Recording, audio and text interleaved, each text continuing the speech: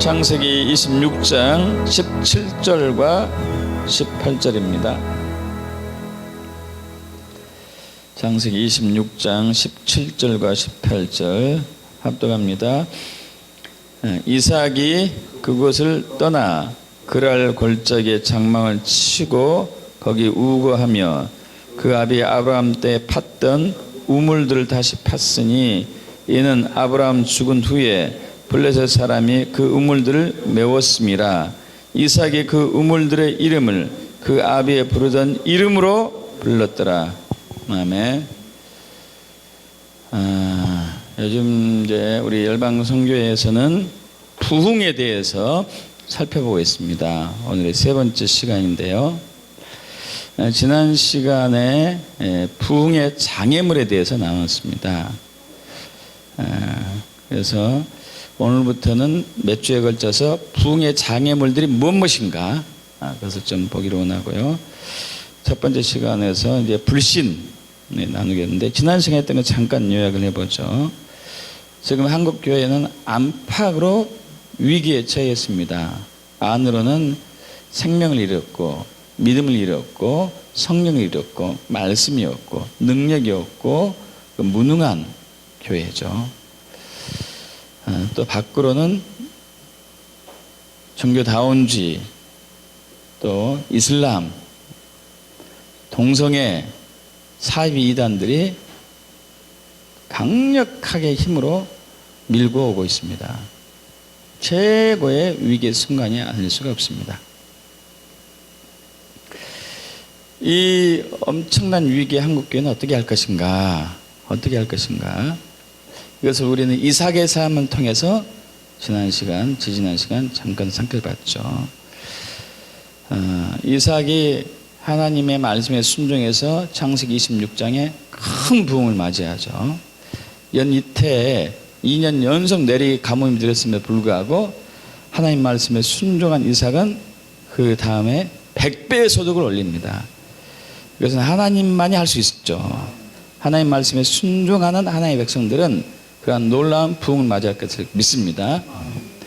그런데 이 부흥을 시기한 블레셋 사람들이 이삭을 쫓아내버리죠.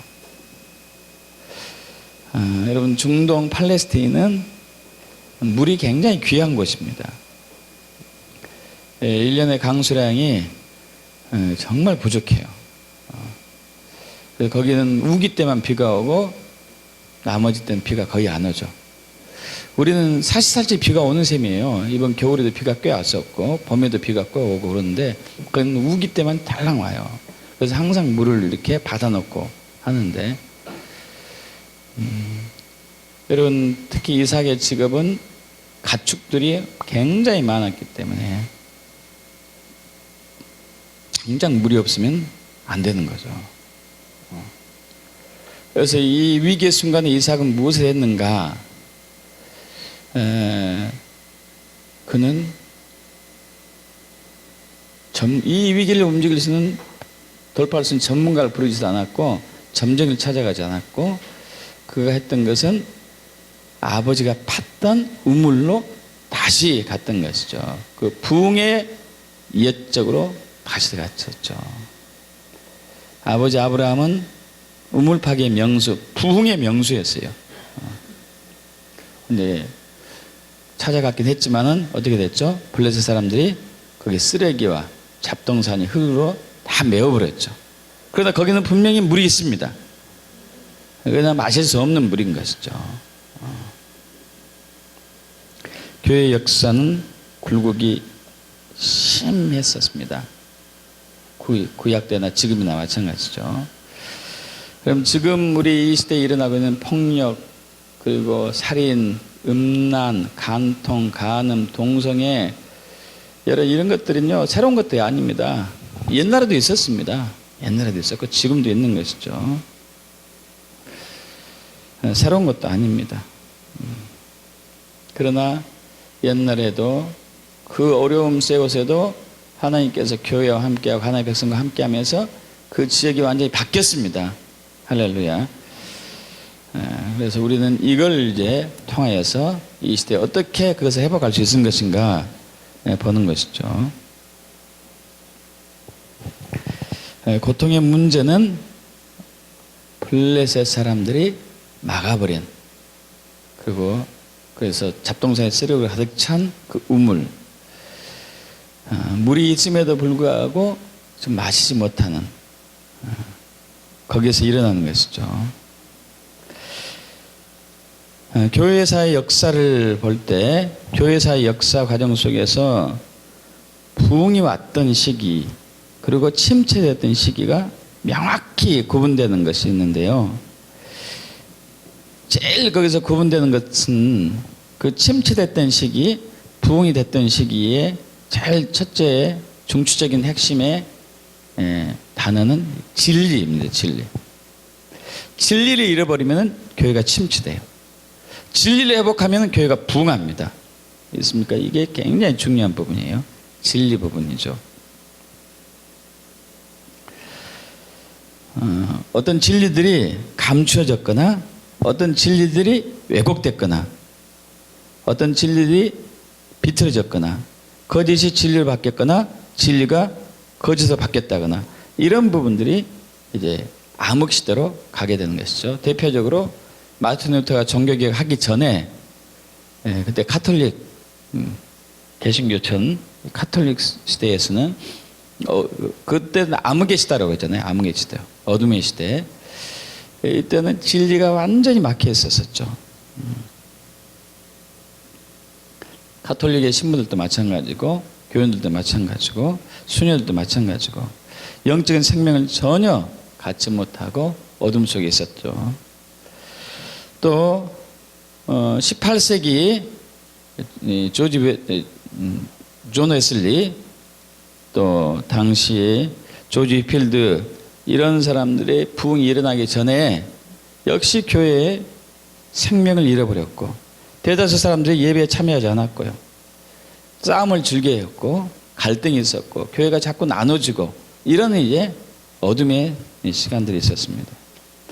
또한 1859년에 나타난 부흥도 있었습니다. 1859년 영국과 미국에 부흥이 나타났었죠. 주로 아프리카도 나타났지만 이 부흥이 오기 전에도 역시 마찬가지였어요. 교회가 굉장히 진리면에서 침체되어 있었던 시기예요. 예수님 시대도 마찬가지였죠. 예수님 당시에도 당시에 종교 지도자들 바리새파 또 사두개파 뭐 이런 많은 교파들이 있었음에도 불구하고 교회는 암흑의 시기였어요. 그래서 예수님이 그들 보고 뭐라고 그러죠? 너희는 소경이다. 앞을 못 본다. 소경을 인도한다 그랬어요. 교회는 굉장히 회당들이 많이 있지만 그들은 진리에 가려져 있었었죠. 그래서 예수님이 그 요한복음 5장에서 이렇게 얘기하죠. 너희들이 하나님의 음성을 들은 적도 없고 하나님의 형형을 본 적도 없고 하나님 말씀이 너희 마음판에 거하지 않기 때문에 진리가 없기 때문에 결국 그죠? 너희가 나를 믿지 않는다. 진리 문제거든요. 진리 문제. 뿐만 아니라 이사야 시대, 예레미야 시대도 마찬가지죠. 여러분 이사야 시대에 수많은 제물들이 하나님께 드려졌고 수많은 기도자들이 있었었고 그랬음에도 불구하고 저들은 하나님으로부터 외면당하죠. 예레미야 시대 때에도 그 사람들이 하나님 예배하기 위해서 저 멀리에서 인도에서 또 남예멘에서 그런 먼 거리에서 귀한 향품과 또한 많은 것들을 사다가 유향들을 사다가 하나님께 바쳤음에도 불구하고 하나님은 그들을 받지 않았습니다. 그들은 진리를 잃어버렸기 때문에 그런 거죠. 지금 시대가 바로 그러죠. 동성애. 이건 진리를 잃어버린 결정적인 증거 중에 하나죠. 많은 교인들이 아직 무감각합니다. 좀 어때? 저 불쌍하지 않나? 또 이슬람의 영, 발에 불이 떨어져야지 알려나? 참 너무 아니래요. 지금 유럽은 심각한 상황이거든요. 유럽. 저번에 잠깐 말씀드리겠는데 한 문화가 다음 문화로 계승되기 위해서는 이 한 부부가 자녀를 낳아서 이 문화가 이어지는데 후손이 있어야지 문화가 이어지는데 출산율이 2.11명이 돼야지만이 이 한 문화가 다음 문화로 계승이 되거든요. 2.11명. 그러면은 두 가정이 자녀를 5명 정도 낳아야 돼요. 세 가정이 7명 정도 낳아줘야 돼요. 7명. 따박따박 둘만 낳으면 안 되고 그 중에 한 가정은 두세 가정 중에서 한 가정은 자녀를 하나 더 낳아줘야 돼요. 2.11명이 돼야지 겨우 문화가 개성되거든요. 그럼 지금 유럽은 1.8명이에요. 1.8명. 여러분 그런데 참 당혹스러운 것은 프랑스나 영국이나 이런 이탈리아 뭐 이런 모든 유럽의 서유럽 국가들의 본토 자국민들이 출산율은 1.2에서 3에서 5 이하예요. 5 이하. 근데 저들이 1.8명 유지한 것은 외부에서 들어오는 이민자들이 애들을 많이 낳기 때문에요. 이민자들. 특별히 이슬람 오는 사람들이 집단으로 낳잖아요. 이게. 단체로 막 낳는 거예요. 8명씩 10명씩 낳아버리니까 그렇게 올라간 거예요. 그나마. 근데 문제는 그 본토 유럽인들은 점점 적게 낳고 이슬람들은 점점 많이 나니까 이슬람 인구가 점점 늘어나고 그러면서 이제 이슬람 문화로 바뀌기 시작하는 거예요. 예배당이 교회가 모스크 이슬람 사원으로 바뀐 게 부지기수고 프랑스 파리 같은 경우는 40에서 50%가 이슬람인들이에요. 이슬람 교인들. 영국에 어떤 도시인가 제가 잊었는데 이슬람 출신의 시장이 탄생했어요. 이제 점점 많아지겠죠. 우리나라는 출산율이 1.35명입니다. 1.35명. 유럽보다 더 못해요. 세계가 204개인가 200 몇 개인가 제가 잘 모르겠습니다. 그런데 우리나라 200등이야. 출산율. 일본보다 더 못하는 상황이죠. 이대로 가면은 우리도 똑같은 것을 당하거든요. 여러분 기도 많이 해야 돼요. 어제 이제 국회에 헌정기념관 가가지고 한 달에 한 번씩 하는 구국기도 모임이 있습니다.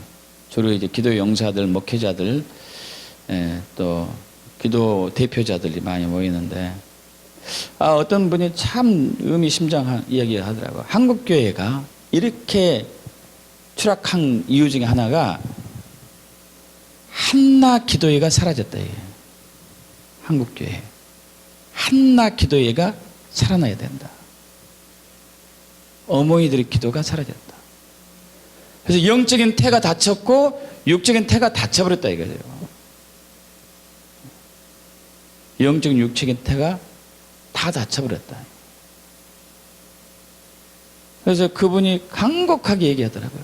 여러분 제발 교회 가거들랑 한나 기도회를 부활시키십시오. 단 2명이라도 됐습니다. 단 2명이라도 좋습니다. 한나 기도회가 살아야지만이 한국의 영적인 태문이 열리고 육적인 태문이 열립니다. 그러면 한나가 기도로서 태문이 열렸잖아요. 있습니까? 한국교회 엘리 제사장과 엘리 아들 같은 제사장들이 많은 시대거든요. 여러분 이것을 이길 수 있는 강력한 힘은 한나 기도회를 통하여서 한나와 같은 어머니를 통하여서 사무엘 같은 사람들이 나와야 돼요. 사무엘 같은 사람들이 나와야 됩니다. 무슨 얘기하다가 이렇게 가버렸는지 모르겠네요. 여러분 어쨌든 지금 굉장한 위기 상태였죠. 동성애의 영, 종교다원주의의 영, 이슬람의 영, 그리고 사이비 이단의 영. 사이비 이단의 영은 심각하게 지금 치고 올라오고 있습니다.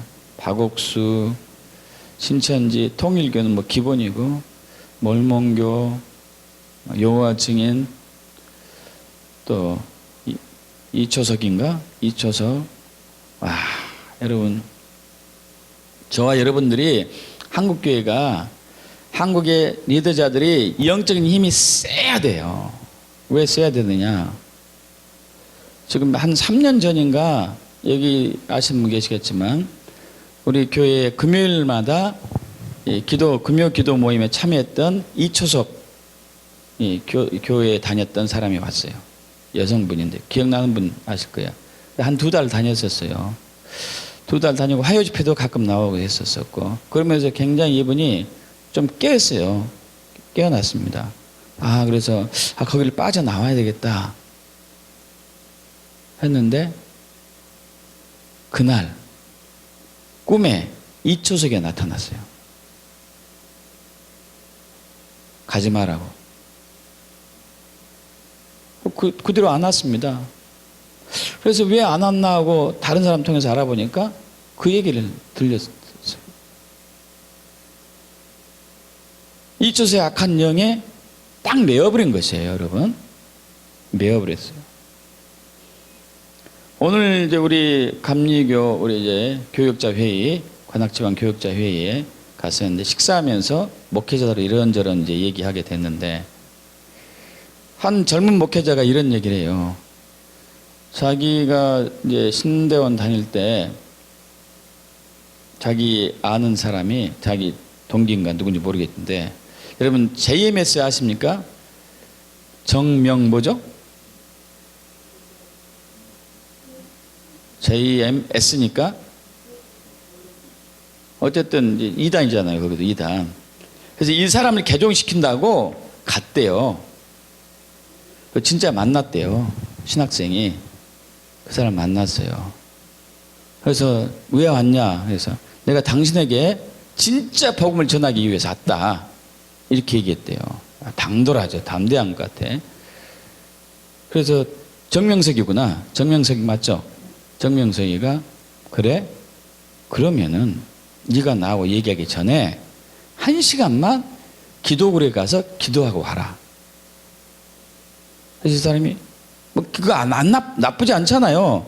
그래서 기도굴에 가서 1시간 동안 기도했었어요. 1시간 되니까 정명석이가 환상으로 자기 앞에 있더래요. 하나님 모습으로. 압도돼가지고 무서워가지고 도망갔어요. 그러면 악한 영이 있거든요. 악한 영. 사이비 이단 이 악한 영, 이슬람의 영 이 악한 영, 종교 다원주의의 악한 영, 동성이 악한 영, 한국교회가 무너뜨릴 만한 힘을 회복해야 되거든요. 근데 도망오는 거죠. 도망하는 거. 그래서 지금 한국교회 위기란 얘기죠. 위기. 악한 영. 여러분 이 교회는 우리 이번 주일날 또 말씀 나눴습니다마는 마태복음 16장 18절에 음부의 권세가 이기지 못하리라. 음부의 권세를 이기는 것이 바로 교회잖아요. 이슬람의 영, 동성애의 영, 사이비 이단의 영, 정치의 영, 이세벨의 영, 종교의 영, 종교다원주의 영 이기는 것이 교회인데 이기지 못하고 있죠. 그럼 우리 위기예요. 위기. 이게 안팎으로 엄청난 위기잖아요. 이 위기 때 우리가 가만히 있으면 안 되죠. 진리가 흐려졌기 때문에, 진리가 모호해졌기 때문에, 진리가 변질됐기 때문에, 동성애는 진리를 거짓으로 말고 거짓 진리로 바꾸는 게 동성애의 핵심이거든요. 이슬람의 영도 마찬가지고 종교다원주의 영도 마찬가지고 사이비 이단도 마찬가지. 다 그래요. 다 거짓 미혹들의 영이죠. 결국 진리 싸움이죠. 진리 싸움. 이러한 상황에서는 부흥이 일어난 예는 없습니다.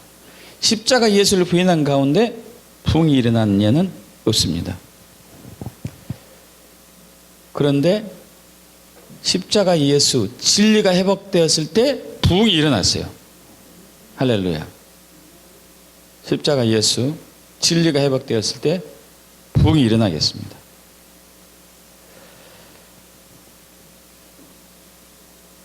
그리고 그 이단들, 그리고 거짓의 영, 미혹의 영들은 십자가 예수가 회복돼서 부흥이 일어나면 거기서 꼭 이제 대적하고 반대하죠. 예를 들면 한 100몇십 년 전에 그 미국하고 북아일랜드에서 부흥이 일어났거든요. 그때 그 부흥 일어난 것을 극렬하게 시기하고 모함했던 교인들이 있었습니다. 유니테리안 교인, 유니테리안 교인들은 이분들은 삼위일체를 인정하지 않아요. 예수님을 인정하지 않아. 예수님이 하나님은 아니다고 그래. 그는 육체로 하나님의 아들인데 그냥 우리 같은 육체로 오신 육체다, 육체. 그건 신이 아니다고 부인하죠. 그리고 하나님과 예수님이 동격이 아니다. 우리는 삼위일체로서 동격으로 보잖아요. 동격이 아니라 종속됐다. 이게 이단이죠. 이게. 이단의 특징이에요. 이단의 특징. 중추적인 진리, 핵심의 교리들이 발견된 것은 바로 궁극적인 부흥을 가져오게 되죠. 아까 말씀드린 대로 16세기 마틴 루터의 종교적 개혁을 통해서 부흥이 일어난 것은 오직 의인은 믿음으로 말미암아 살리라 하는 그 진리였어요. 그 진리. 이게 진리였거든요. 이 진리를 누가 모릅니까? 여러분 그러지 않아요? 누가 모르겠어요. 그런데 이 진리에 의해서 부흥이 일어났거든요. 요한 웨슬레도 마찬가지죠. 요한 웨슬레의 부흥. 여러분 그가 말씀드렸다시피 그는 성공의 신부의 아들로 태어나서 역시 옥스퍼드 대학을 다녀서 성공의 신부가 되었죠.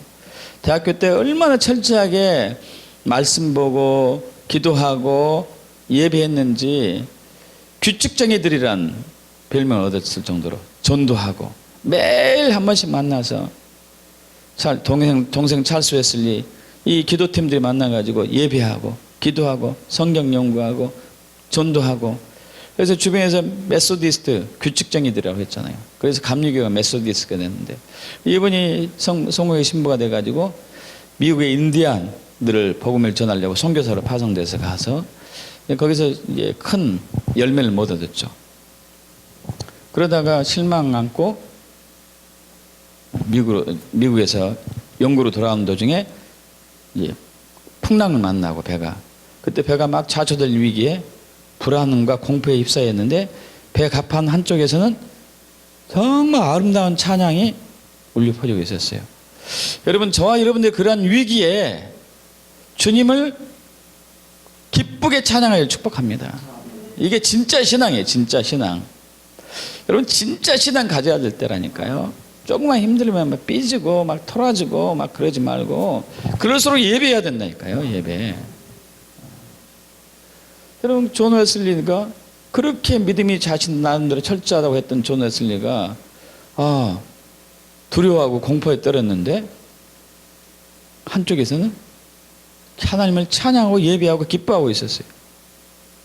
이걸 보고 충격을 받은 거예요. 충격. 배는 다행히 진정됐고 영국으로 돌아온 그는 일기 쓰죠. 나는 믿음이 없다. 믿음이 없다. 이게 진짜 하나님께로 돌아가는 하나의 과정이에요. 내가 어떤 것을 신한 것, 인정하는 것. 여러분 존 웨슬리처럼 여러분 삶 가운데 역경과 힘든 상황이 올 때 낙심하고 분노하거나 그래서 믿음이 없는 거예요. 믿음 없는 거. 두려워하거나 근심하거나 믿음 없는 거라니까요. 그럼 여러분 회개하셔야 돼요. 회개. 존 웨슬리는 그때부터 고민하기 시작했어요. 어떻게 하면 믿음이 있을까? 어떻게 하면 믿음이 있을까? 어떻게 하면 믿음이 있을까? 그의 친구 독일인 친구 목사님 벨러라고 그러죠. 벨러가 너무 고민하는 소리를 듣고 옆에서 막 조언해 줍니다. 그런데 설교를 못 하는 거예요. 존 웨슬리가 설교를. 내가 믿음이 없는데 왜 설교를 어떻게 설교할 수 있느냐. 그러니까 벨러 친구가 그러면 믿음에 대해서 설교해봐라. 그래도 못하겠다. 고민하고 다니다가 1938년 5월 24일 오들스 게이트를 거닐다가 한 모라비안 교회 작은 교회에서 어느 한 집사님이 마틴 루터의 서문 의인은 믿음으로 말미암아 살리라. 이게 진리라니까요, 여러분. 의인은 믿음으로 말미암아 살리라. 이 진리, 이게 진리. 이 진리를 잃어버리면은 교회는 침체기에 빠지는 거예요. 믿음으로 말미암아 살리라. 이것을 듣는 순간에 가슴이 뜨거워지는 체험하죠. 확신이 확 오죠. 그리고 그는 일기에 쓰죠. 나는 이제 구원받은 것을 확신한다. 그러나 이 시대에 많은 교회가 있고 교인들도 있지만 구원받은 사람 별로 없는 것 같다. 지금도 저와 여러분에게 적용돼요. 그러지 않겠어요? 지금도 저와 여러분 적용해 봐야죠. 여러분, 의인은 믿음으로 말미암아 살리라.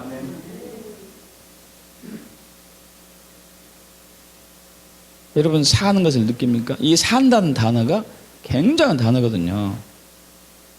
생동감이 있고 기쁨이 충만하고 능력이 있고 활기가 있고 평화가 넘치고 기쁨이 충만하고 할렐루야. 이 믿음으로 사는 삶의 전형적인 예죠. 이 진리가 회복이 돼요. 이 진리가. 이 진리가 죽었을 때는 여러분 교회가 죽는 것이에요. 사회가 오염되는 것이고 어두워지는 것이고. 또 18세기의 다니엘 로랜드 이 목사님도 마찬가지거든요. 이분은 어떤 칭호를 갖고 있냐면 사도시대 이후에 가장 위대한 설교자라고 별명을 가지신 분인데, 이분이 어느 날 그라피스 존스의 설교를 듣습니다. 이 설교가 주제가 의인은 믿음으로 말미암아 살리라 였어요. 이 설교를 듣는 순간에 자기가 이제까지 신앙생활했던 것들이 다 가짜였고 진짜가 이거구나 발견하고 전적인 회심을 하게 되죠. 목사님이라니까, 이분이 목사님. 그러던 어느 날 성찬 예식에 참여하고 있을 때 성령이 그에게 확 임해가지고 18세기 아일랜드에서 엄청난 부흥의 선두주자로 쓰임받죠. 진리가 회복이 되었을 때 부흥이 왔습니다. 진리가 회복이 되었을 때 부흥이 왔어요. 반대로 진리가 모호해졌을 때 침체돼요. 침체.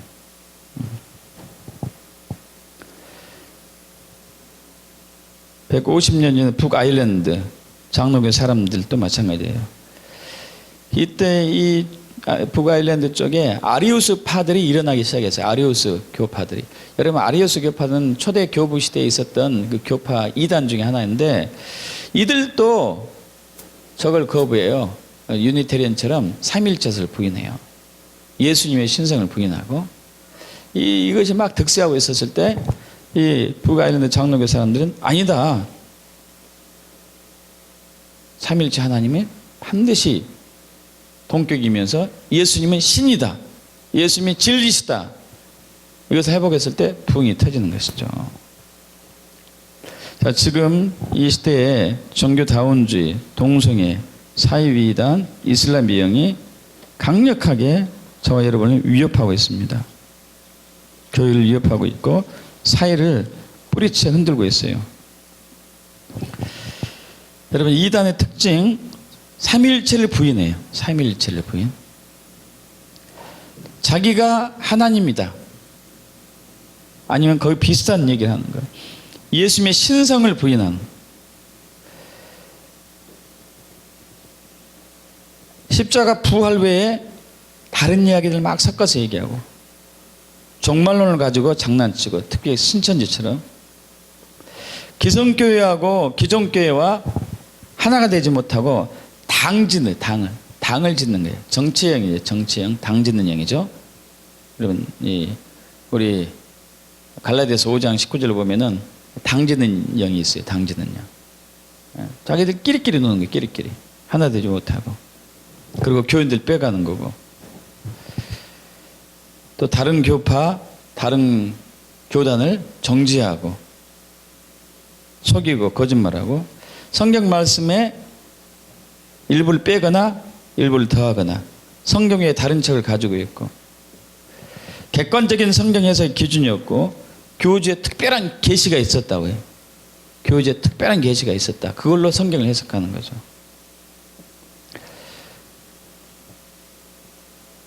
여러분 마호멧 알잖아요. 이슬람을 창시한 예수님 선지자라고 불렀습니다. 그러나 예수를 믿지 않죠. 코로나는 경쟁이 따로 있죠. 그래서 이단인 것이죠. 몰몬교도 마찬가지고. 박옥수 구원론도 마찬가지고요. 이신 칭의 구원에 관한 구원론 칭의론이 달라요. 기독교 해석과 그들이 다릅니다. 교묘하게 속여서 사람들을 혼돈시키죠. 진리를 모호하게 만드는 거예요. 진리를 흐려지게 만들어서 사람들을 현혹시키죠. 그럼 거기에 깊이 빠지면은 눈동자부터 달라요. 눈동자부터. 이제 자기들 잘 모르죠. 여러분 그런데 이삭이 아브라함이 팠던 우물을 가보니까 오염도 있었어요. 그죠? 진리가 오염도 있었어요. 근데 그때 이삭이 한 일은 뭐죠? 그걸 파냈던 것이죠. 파냈어요. 오염된 부분들을 파내야 되죠. 그래야 맑은 물 마실 수 있으니까. 할렐루야. 있습니까? 오염된 부분을 드러낸 것이죠. 그래서 부흥을 위해 기도하기 전 반드시 그 일을 하는 거예요. 잡동사니, 쓰레기, 오물들 다 걷어내야 되죠. 진리들을 회복시켜내요. 진리를 가리고 있는 것들을 다 드러내야 돼요. 블레셋에 의해서 감춰진 진리들, 동성애, 이슬람, 또 종교다운지, 또 사이비 이단에 의해서 가려진 이 진리들이 다시 회복해야 돼요. 다시. 있습니까?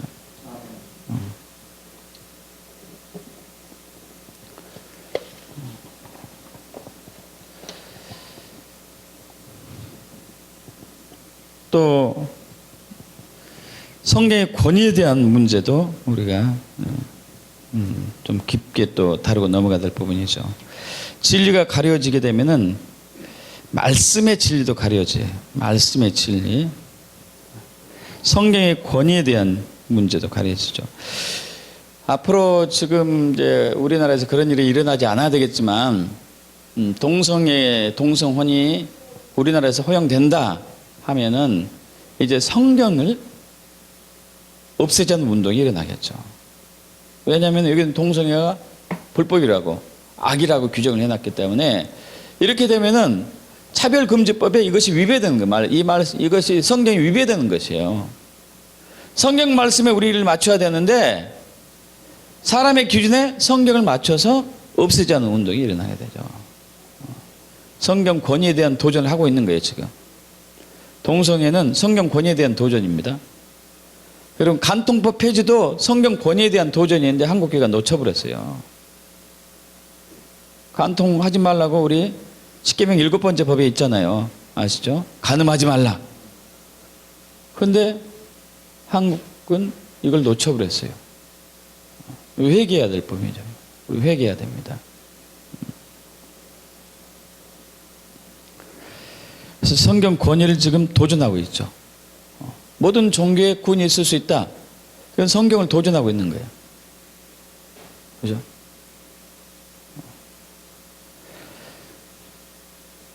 신천지도 성경 권위에 도전하는 거죠. 자기들 마음대로 멋대로 하는 것이죠.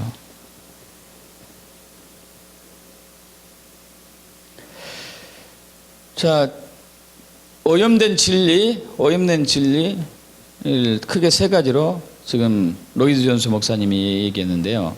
하나는 이제 방금 말씀드린 진리하고 성경하고, 또 하나는 무시당하는 크고 중추적인 믿음의 저항은 사람이 죄에 빠져 진노 아래 있다는 것을 무시하고 있다는 거예요. 사람이 죄에 빠져 하나님의 진노 아래 있다는 것을 사람들이 가리고 있습니다. 여러분 이건 정말 저는 설교자로서 절감합니다. 절감해요.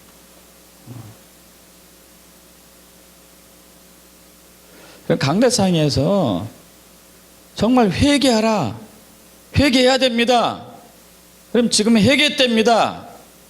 그럼 철저한 회개를 해야 됩니다. 이런 말 하기 쉽지가 않아요. 쉽지가 않아. 성도들이 사람이 죄 가운데 있음에도 불구하고 너무 가슴들이 작아가지고 조금만 질책에 책망의 소리를 하면은 삐져서 교회를 떠나더라고요. 교회를 떠나.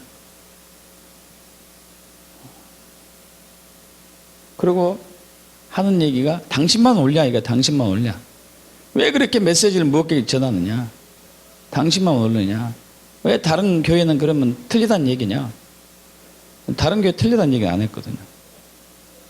우리가 어떤 모습인가 말씀과 진리에 비춰보자 이게. 근데 부담된다 이게 목사님 메시지가. 그러면 저는 고이 보내드리죠. 가셔서 거기서 신앙생활 하시라. 어쩔 수 없죠.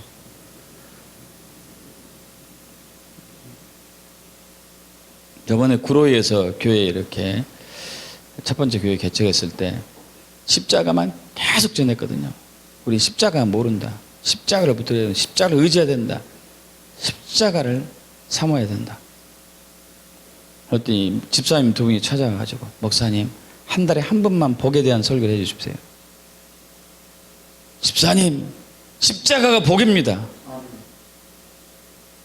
가장 위대한 복이 십자가예요. 십자가만 붙들면은 복이에요. 아니 구체적으로 복에 대해서 얘기해 달라고요. 십자가만 붙들면 복이 옵니다. 근데 그분들 나중에 떠났어요. 자기 입맛에 맞지 않는다고. 여러분 지금 이런 세대입니다. 이런 시대예요. 이런 시대. 그러면 사람들이 죄에 빠져 하나님이 진노 아래 있다는 책망의 말을 들으면 이상하게 보는 그런 시대예요. 여러분 이런 상황에서는 부흥이 올 수 없어요. 우리 말씀 아래 우리 자신을 직면해야 돼요. 하나님이 진노 아래 직면해야 돼요. 내가 그런 자임을 인정하고 겸비한 마음으로 주를 바라봐야 돼요. 주님의 긍휼을 의지해야 돼요. 주님 진노 중에도 긍휼 잊지 마시옵소서. 분노 중에도 자비 잊지 마시옵소서. 제가 그런 자임을 인정합니다. 불쌍히 해주세요. 여러분 부흥을 체험하는 사람들의 두 가지 인식이 있습니다. 부흥을 체험하는 사람들의 두 가지 인식. 어떤 사람이라고요? 부흥을 체험하는 사람들. 부흥을 체험하길 축복합니다. 이 사람들이 갖는 두 가지 인식이 있어요. 첫째, 자기들은 전적으로 쓸모없는 죄인임을 발견하는 거예요. 내가 쓸모없는 죄인임을 발견하는 거예요. 부흥이 일어날 때 남자든지 여자든지 죄의식으로 애통하며 통회하며 부르짖고 눈물을 흘려요. 여러분 조나단 에드워드 부흥의 주역이잖아요. 그럼 그분은 지독한 근시입니다. 얼마나 근시인가. 안경을 쓰고 이렇게 봐야지 보여요. 이렇게 봐요. 안경을 쓰고 이렇게 봐야지. 그러니까 성도들 못 보는 거죠. 이렇게 봐야 보이는데 설교가 명설교가 잘 나오지 않을 것 같죠, 그죠? 그래서 이렇게 읽는데 회개가 터졌어요. 말씀을 듣는 도중에 사람들이 떼굴떼굴 굴르고 바닥을 치면서 울고 벽을 붙들고 회개하고 기둥을 붙들고 통회하고 자기가 죄 아래 있는 것을 안 것이죠. 전적으로 쓸모없는 죄인 것을 느낀 것이죠. 그럼 사도 바울도 로마서 7장에 얘기하지 않습니까? 오라 나는 내 속 내 육신에 선한 것이 그한 줄 내가 안다. 오라 나는 공고한 사람이다. 누가 사망의 몸에서 나를 건져낼 수 있을 것인가. 그럼 부흥을 체험한 사람들의 첫 번째 특징이에요. 내가 죄인임을 아는 것. 심각한 죄인임을 아는 것. 아무 쓸모없는 죄인임을 아는 것. 전혀 선한 것이 없는 아는 것.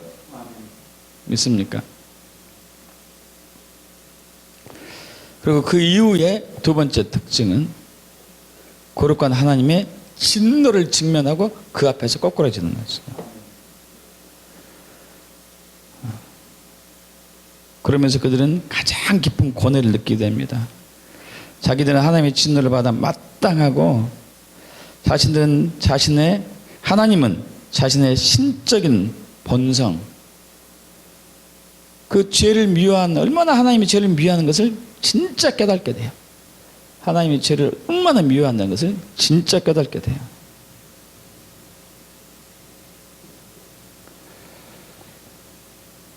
그럼 진노 중에서 아직 나타나지 않은 하나님의 진노가 있는데 앞으로 올 어린 양의 진노가 예수님, 살아계신 예수님의 진노가 가장 무서워요. 여러분 그 진노 아래 가지 않길 축복합니다. 예수님의 재림 때에 예수님 진노의 얼굴로 오실겠죠.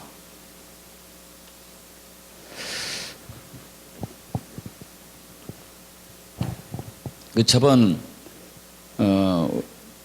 5월달 광주 게더링, 프리 게더링입니다. 목회자들 중심으로 모였던 게더링 모임이었는데요. 그때 대학 청년부 학생이 올해하고 작년에 본 환상을 얘기했습니다. 거기서 저는 깜짝 놀랐어요. 어떤 환상이었냐? 자기가 이렇게 기도 중인가 꿈 잠자고 있었는가 제가 잊었는데 천사가 자기에게 왔어요.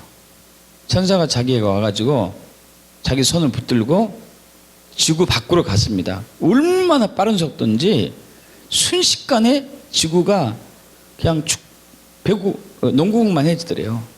순식간에 얼마나 높이 올라가는지. 그런데 예수님이 봤어요. 예수님이 어마어마한 진노 얼굴로 있는 걸 봤어요. 그러면서 그 옆에 있는 불의 천사에게 손에 불을 가지고 있는데 불의 천사에게 명령해서 불을 던지라고. 그래서 진노의 불의 천사가 불을 던집니다. 그러니까 태평양이 끓어오르고 일본이 튀기고 전 세계가 지진과 쓰나미로 어마어마하게 아비 규환이 되는 것을 봤어요. 내가 가만두지 않을 거다. 나를 부인하고 나를 무시하고 나를 거부하는 저들을 가만두지 않을 거다. 이 청년이 그 충격의 메시지를 듣고 얼마나 그냥 두려웠는지. 여러분, 저와 여러분의 믿음을 점검해 봐야 됩니다. 점검해 봐야 돼요. 어린 양의 진노 앞에 직면하지 않으려면 점검해 봐야 되죠. 계시록 6장에 보면 종말을 맞이한 사람들이 산 바위들을 향해서 자신을 가려달라고 그러죠. 하나님의 진노로부터 피하고자 하는 그들의 몸부림이겠죠. 여러분, 부흥을 맞이하는 데 있어서 오늘날 부인되고 혐오하는 진리가 바로 이것이죠. 하나님의 존재 앞에, 하나님의 진리 앞에, 하나님의 임재 앞에 우리는 절박한 심정에 대해서 낮아지고 겸손해지고 거룩하신 그분 앞에 엎드려지고 거꾸러져야 되는데 우리는 굉장히 목이 곧았어요. 여기.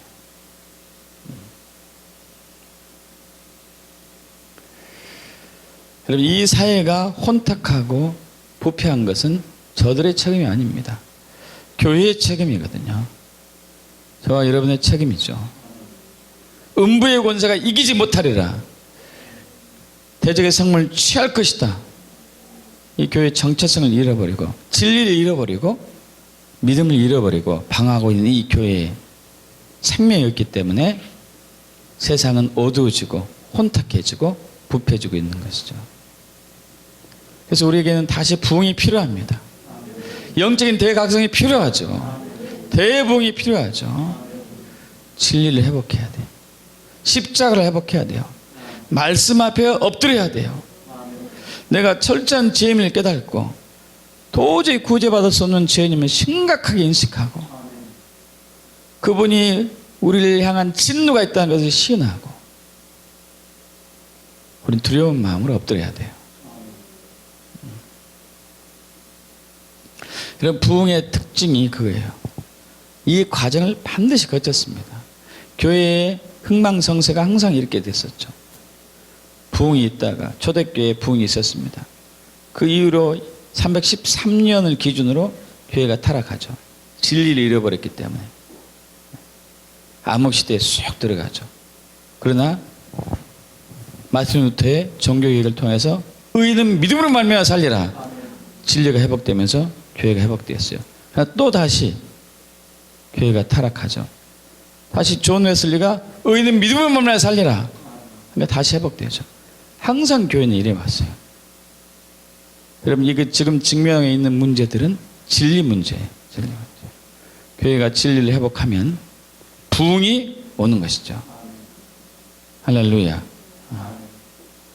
우리가 하나님의 진노 아래 있다는 것을 인식하고 두렵고 떨리는 마음으로 주님 앞에 겸비한 마음으로 엎드립시다. 그분의 얼굴을 구하며 그분의 임재 앞에 우리가 무릎 꿇읍시다. 다시 진리가 우리에게 회복되게 해달라고 성령 우리에게 진리의 눈을 열어달라고 지혜와 계시를 부어달라고 기도합시다. 부흥이 왔었을 때 그 모든 것들이 회복됩니다. 이슬람의 영, 종교의 영, 정치의 영, 동성애의 영, 사이비 이단의 영, 종교다운주의 영이 물러갈 것이고 다시 이 땅이 주님 오실 그날을 준비하는 아름다운 땅으로 교회를 회복될 걸 믿습니다. 그렇게 되길 축복합니다. 축복합니다. 우리 찬양하고 기도하겠습니다.